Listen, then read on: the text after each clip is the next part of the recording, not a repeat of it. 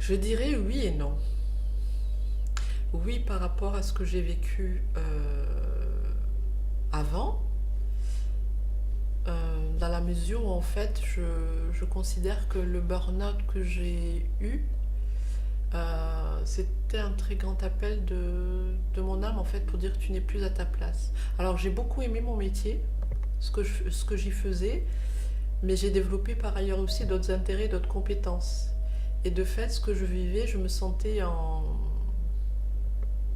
contradiction, je n'étais plus vraiment alignée, tout en étant dans une activité de travail qui était épanouissante, mais qui était quand même assez exigeante en termes de rythme.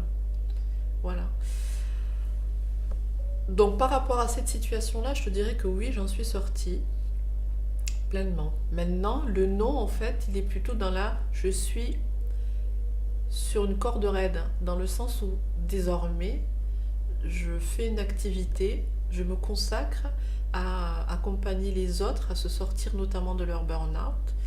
Et comme c'est quelque chose qui me passionne, voilà, je travaille à ne pas engendrer chez moi-même à nouveau un rythme ténu, stressant et avec des exigences qui étaient les miennes auparavant et qui m'ont mené au burn-out. Et donc voilà, j'essaie en tout cas de rester vigilante à ne plus revenir dans, dans cet épuisement. Parce que là, voilà, on est sur... je pense qu'on reste toujours, une fois qu'on a vécu le burn-out, sur une ligne, sur une tangente qui est très très mince et vers lequel on peut en sortir. Donc oui, je m'en suis sortie, mais je ne suis pas exempte d'y replonger. Finalement, c'est un peu comme ceux qui ont des addictions au tabac, à l'alcool ou à la drogue. Il suffit juste, parce que c'est la sollicitation, elle est au quotidien en fait, au quotidien en fait. Donc c'est tout le temps présent en nous.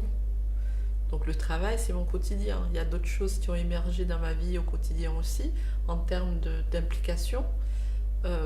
Mais voilà, pour que la passion reste à sa juste mesure et qu'elle me nourrisse et qu'elle puisse me permettre d'agir décemment, voilà, consciemment, il faut que je reste vigilante et ne pas finalement revenir à mon propre piège qui est de tomber dans le burn-out. Parce que pour le coup, c'est moi vraiment la seule responsable de mon burn-out. Autant avant dans l'entreprise, il y avait ma part de responsabilité, mais il y avait aussi celle de l'organisation dans laquelle j'évoluais, la politique de la direction qui a été choisie, l'environnement, les salariés qu'on suivait, enfin voilà, tout ça, il y avait une co-responsabilité, on va dire, des différents protagonistes qui étaient intéressés. Là, pour le coup, ce serait vraiment que moi, en essence.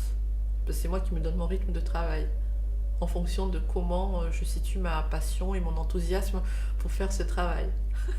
Donc voilà. Donc je dis oui, j'en suis sortie, mais je reste prudente et vigilante.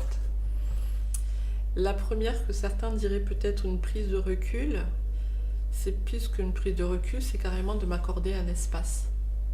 Alors il y a l'espace physique, c'est pas tant ça, mais c'est un espace en moi, en fait. C'est un espace pour m'accueillir, un espace pour me retrouver et regarder sans complaisance ce qui est là. Ouais. Mais un espace, ouais. Un espace intérieur, s'accorder un espace intérieur dans un espace-temps et dans un espace physique. C'est la méditation qui m'a permis de renouer avec cette ressource-là. C'est celle en tout cas qui m'a parlé, qui a fait sens chez moi et qui, je pense, parle à beaucoup de gens. Voilà. Et quand je parle de la méditation, là, ça va au-delà de juste gérer le stress, le flot de pensée qu'on peut avoir. C'est vraiment aller rentrer en profondeur en soi, dans cette part un petit peu subtile et sacrée qu'on a en chacun de nous. Et d'écouter. Alors certains vont l'appeler l'intuition, d'autres ça va être l'âme, d'autres ouais, on peut l'appeler de mille manières en fait. Mais voilà, c'est aller se reconnecter à à cette part de soi et d'être à son écoute. Et c'est à la fois soi, mais c'est... Voilà. Il y a un espace qui est vaste, en fait, et par lequel je me suis connectée par la méditation, en laissant mes pensées retomber un peu. Le radio blabla, je l'ai éteint. Enfin, du moins, j'essaye de l'éteindre et j'ai essayé de l'éteindre. Et c'est comme ça que j'ai recontacté cette ressource-là.